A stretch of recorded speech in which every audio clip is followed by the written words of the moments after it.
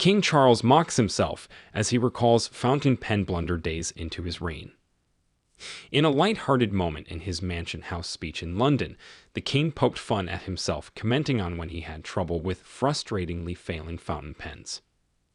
King Charles has poked fun at himself by recalling his frustration over a fountain pen at an event celebrating his coronation.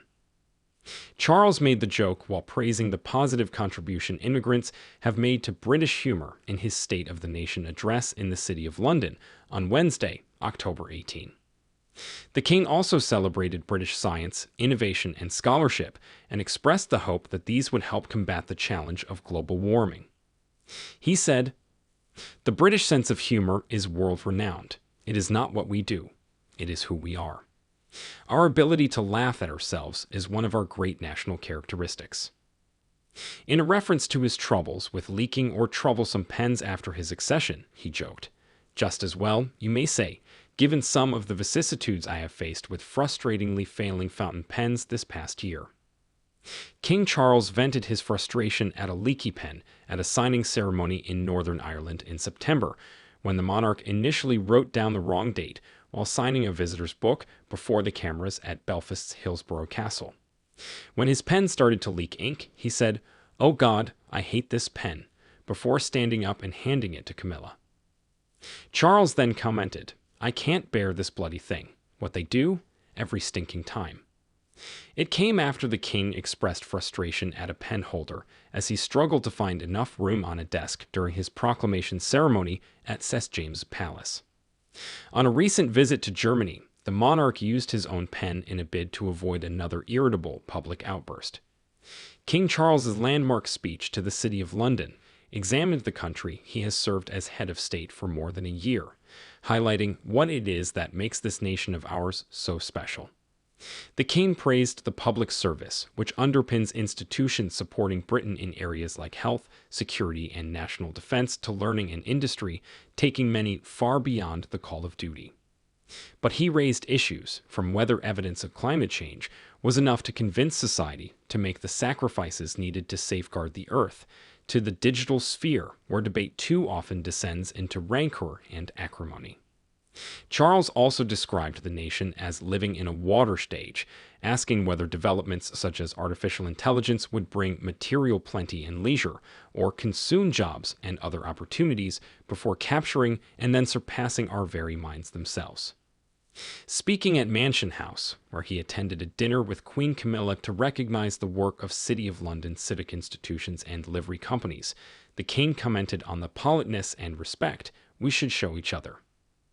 He added, "This includes the practice of our religious faiths, in freedom and mutual understanding." One of my first acts as sovereign, a little over a year ago, was to open the doors of Buckingham Palace to the leaders of the major faiths represented across these islands, to welcome them with respect and indeed love, and to rededicate my life to protecting the space for faith itself within our shores. Such understanding, both at home and overseas, is never more vital than at times of international turmoil and heartbreaking loss of life. His comments came amid the latest conflict between Israel and Hamas and its wider ramifications in the UK and elsewhere. King Charles stresses need for tolerance amid Middle East tensions in Mansion House speech. The king has stressed the need for understanding in a keynote speech celebrating British values amid heightened tensions over the Middle East. In an historic address to the City of London at a Mansion House dinner marking his first visit to the Square Mile in his coronation year, Charles II highlighted the shared values inherent in British society.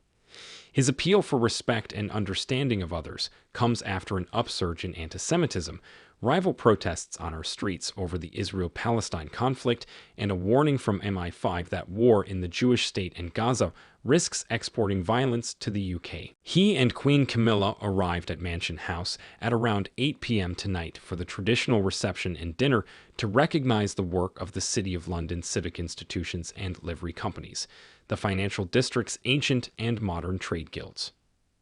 Shortly after his arrival, the king was presented with the Pearl Sword, thought to have been presented to the City of London by Queen Elizabeth I in 1571, in a ceremony dating back to William I in 1689. The sword represents the delegated authority of the Lord Mayor, Nicholas Lyons. He gave it to the king and then received it back to symbolize the Lord Mayor's authority in the square mile when the monarch is not present. The ceremony was performed by Queen Elizabeth II in 1953 and during her jubilees in 1977 and 2002. Inside, the king and queen viewed the anointing screen, which was given by the City of London Corporation and city livery companies for the most sacred moment of the coronation. They met those involved in the screen's creation, including its designer Aidan Hart and members of the Royal School of Needlework and the Worshipful Company of Weavers. The king and queen were also joined a reception to meet representatives of the City of London Corporation, the Common Council, the livery companies, and the city's finance sector before signing the visitor's book. Queen Camilla was wearing a black evening dress with silver embroidery by Bruce Oldfield. She was also wearing the late Queen's tiara, the Girls of Great Britain and Ireland diamond tiara. Her diamond necklace and earrings also belonged to the late Queen. In his welcome speech for the king and queen before dinner began, the Lord Mayor said, "It is my great honor to welcome your majesties to the City of London to Mansion House this evening to mark your coronation and to celebrate the historic friendship between the city and the crown. Before we begin, I want to reflect briefly on the suffering of particularly all the innocent children in horrific events we are seeing in the Middle East. My thoughts are with them." He added, "The relationship between city and crown is a long one, but to echo Her late Majesty, it's not the longevity that matters, but rather it's the closeness, the strength, and the impact." After this was delivered, the king began his speech, which ranged from celebrating the country's values to shedding light on a few of his passions, such as climate change and multi-faith integration.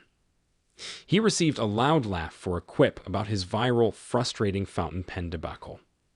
The room, filled with guests dressed in white tie, toasted to their majesties and the Lord Mayor and received the king's 14-minute speech with rapturous applause.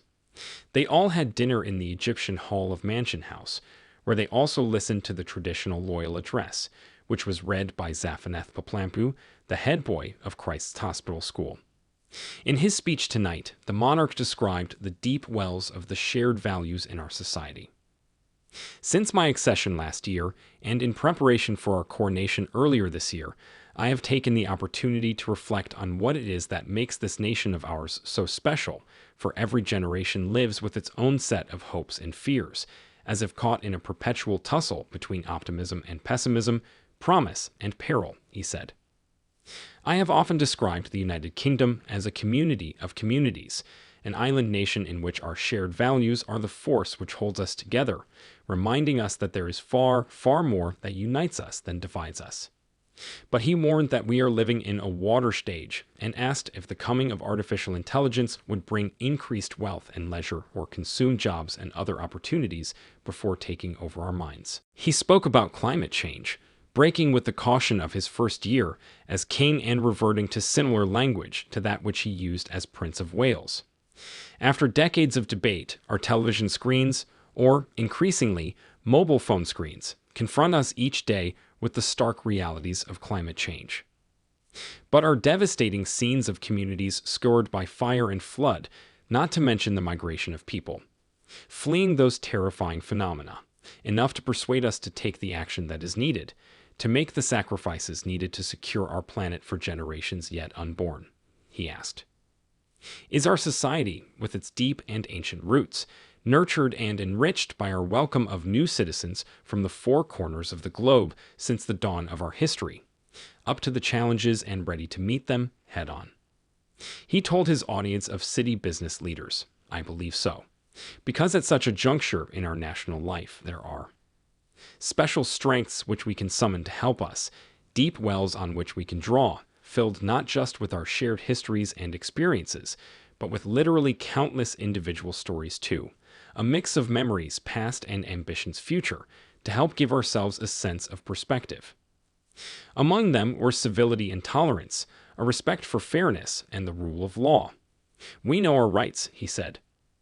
"But have we succeeded in equal measure in schooling ourselves and our communities in the importance of our responsibilities towards one another, Do we pause, instinctively and unerringly, before speaking or acting to ensure we are affording equal weight to both sides of the balance?